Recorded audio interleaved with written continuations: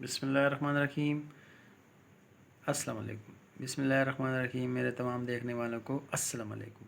दोस्तों, आज मैं आपको बताऊंगा घरों में बरकत लाने के असबाब और कौन से इक़दामात हैं कि जो आप करें तो आपके घरों में बरकत होगी। सबसे पहले तो बिस्मिल्लाहिर्रहमानिर्रहीम, जो भी काम आप शुरू करें बिस्मिल्लाहिर्रहमानिर्रहीम से शुरू करें।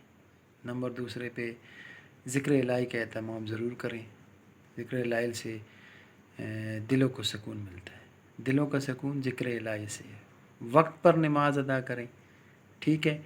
नंबर तीन, कुरान पाक की जो है तिलावत का एहतमाम करें, इससे आपके घरों में बरकत होगी, ठीक है जी। अल्लाह पाक का तक़वा इख्तियार करें। तक़वा का मतलब ये है कि आज़ी हो गई, अच्छे काम हो गए, हर काम में आप अल्लाह के खौफ को मद्देनज़र रखें, ठीक है।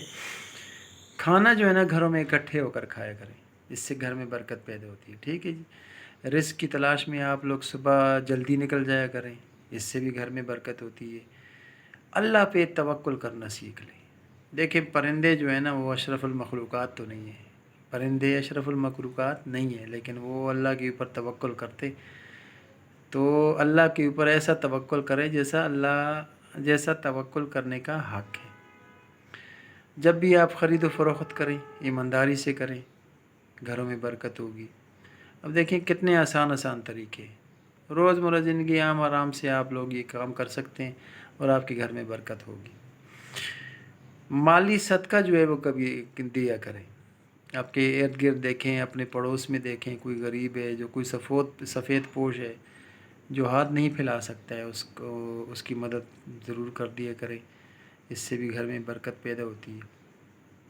और सिला रहमी इख्तियार करें, ख़ास तौर पर रिश्तेदारों के साथ, क्योंकि लोग आजकल रिश्तेदारों के साथ ही सिला रहमी नहीं करते। रिश्तेदारों के अलावा सबके साथ सिला रहमी करते हैं, लेकिन जब रिश्तेदारों की बारी आती है तो सिला रहमी नहीं करते। तो सिला रहमी करें, घरों में बरकत होगी, ठीक है। अल्लाह का बहुत ज़्यादा शुक्र अदा करें हर चीज़ में। देखिए, अल्लाह पाक ने हमें बिन मांगे सब कुछ दिया हुआ है। आप अपने जिस्म के ऊपर गौर करें, कितनी ज़बरदस्त आपको जिस्म दिया हुआ है। दो आँखें, देखने के लिए आँखें हैं, सूंघने के लिए नाक है, चखने के लिए ज़बान है। तो अल्लाह की हर नेमत का शुक्र अदा करें, इससे बरकत पैदा होती है। और अल्लाह से माफ़ी ज़रूर मांगा करें, यानी इस्तिग़फ़ार का एहतमाम करें, इससे घरों में बरकत होगी। बस ये मैंने आपको ये चंद चीज़ें बताई हैं, इनके इख्तियार करने से जब आप इख्तियार करेंगे तो इंशाल्लाह आपकी ज़िंदगी में बरकत होगी। ये अच्छा, ये जो है ना आप ख़ुद भी इख्तियार करें और दूसरों की भी बताएं, इससे आपका सवाब भी मिलेगा। मतलब जब अगर आप दूसरों को बताएंगे तो वो अगर अमल करेगा तो आपको सवाब तो मिलेगा डेफिनेटली, ठीक है। वो अगर दूसरे को बताएगा, फिर तीसरे भी, चौथे, उसका सबका सवाब आपको मिलेगा, ठीक है। तो ये इक़दाम ज़रूर करें। अल्लाह पाक आपको खुश रखे, अल्लाह का आपके घरों में बरकत अता फ़रमाए। तो इसके साथ इजाज़त चाहता हूँ। अल्लाह हाफ़िज़।